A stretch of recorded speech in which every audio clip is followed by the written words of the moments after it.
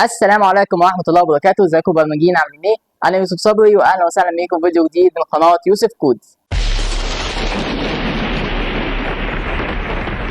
كتير بيسألوا ايه اللي بيخلي مبرمج يتميز وينجح عن غيره، وليه في ناس بتتطور بسرعة جدا وناس تانية بتقف في مكانها سنين؟ السر مش في الذكاء الفطري، السر في العادات اليومية اللي المبرمج بيتبعها. ففي الفيديو ده هكلمكم عن 10 عادات يومية لو مشيت عليها أضمنك إن أنت هتبقى مبرمج ناجح متطور على طول.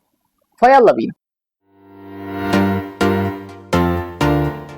اول عاده ودي اهم حاجه انك ما توقفش تعليم. البرمجه مجال بيتغير بشكل مرعب، يعني النهارده لو لغه شغاله بكثافه ممكن بكره تنتهي، فلازم تبقى زي البحر، كل يوم تدخل معلومه جديده. مش شرط لغه برمجه، لا، ممكن فريم ورك جديد، مكتبه جديده، او حتى اداه تساعدك تشتغل اسرع.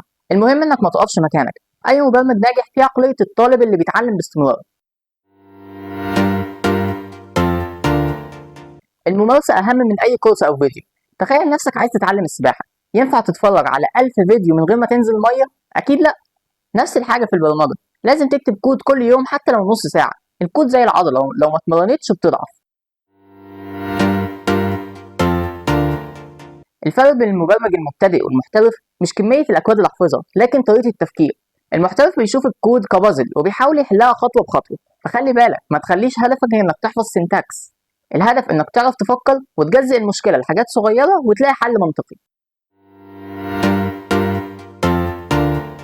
ناس كتير بتفكر إنها لازم تكتب الكود بتاعها بس، لكن المبرمج الناجح بيقرأ أكواد الناس التانية برضه. ده ليه بقى؟ لأنك بتتعلم طرق تفكير، يعني ممكن تلاقي حل بيحل مشكلة معينة والحل ده عمره ما كان هيخطر على بالك، بس هو حل سريع وإفكتيف أكتر.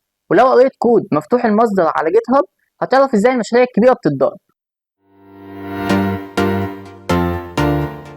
المبرمج الناجح مش بيكتب كود يشتغل وخلاص، لكن لازم يكون منظم وسهل الفهم. ازاي؟ بتقسم الكود لفانكشنز واضحه، بتكتب كومنتس بتشرح ايه اللي بيحصل، وكمان بتختار اسماء فاريبلز واضحه. لان في النهايه الكود مش ليك لوحدك، ممكن واحد يجي بعدك يكمل عليه، فهيدعي لك لو لقى الكود منظم، وممكن يلعن اللحظه اللي فتح فيها المشروع بتاعك لو لقى الكود بتاعك فوضوي. محدش بينجح لوحده. ادخل جروبات على اوفر فلو او ريديت او حتى جروبات على فيسبوك، ساعتها هتتعلم اسرع. تسال اسئله، تجاوب على الناس بتسال اسئله، وهكذا. صدقني لما تجاوب على ناس وتشرح الحاجه لغيرك انت نفسك دماغك هتفهمها اكتر. فاهمني؟ الكورسات كويسه قوي، بس من غير مشروع عملي هتفضل واقف في حته النظريه. اعمل اي حاجه حتى لو بسيطه، تو دو ليست اب، كالكوليتور، بلوج، او حتى لعبه صغيره. المهم انك تطبق اللي اتعلمته، ودي كمان بتبقى افضل حاجه تقدمها في البورتفوليو بتاعك لما تيجي تقدم على شغل. دي مهاره تفرقك فعلا عن اي حد. ليه الشركات الكبيره زي جوجل ومايكروسوفت بيعملوا اختبارات ليد كود؟ لانهم عايزين يتاكدوا انت بتعرف تحل المشاكل المعقده ولا بس بتكتب كود.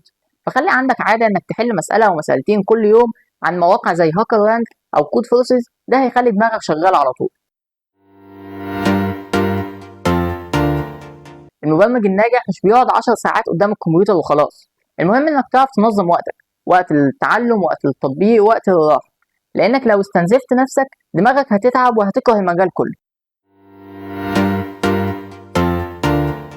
اخر عاده واعتقد انها اهمهم، البرمجه مش سهله، فيها باجز ممكن تخليك تقعد 3 ساعات على غلطه سطر واحد. لكن هنا بيتحدد الناجح من الفاشل. الناجح بيصبر ويكمل ويعتبرها لعبه، ولو فعلا بتحب المجال اي صعوبه هتعدي عليك هتخليك اقوى.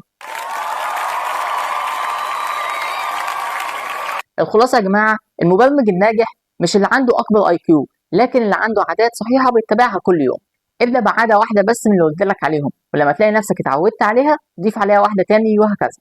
وبعد شهور اوعدك انك هتلاقي نفسك شخص مختلف تماما. بس كده، لو عندك اي فكره فيديو عايز نعملها الفتره اللي جايه اكتبها لي تحت في التعليقات. ولو الفيديو عجبكم ما تنسوش تدعموني بلايك واشتراك عشان يوصلكم كل جديد.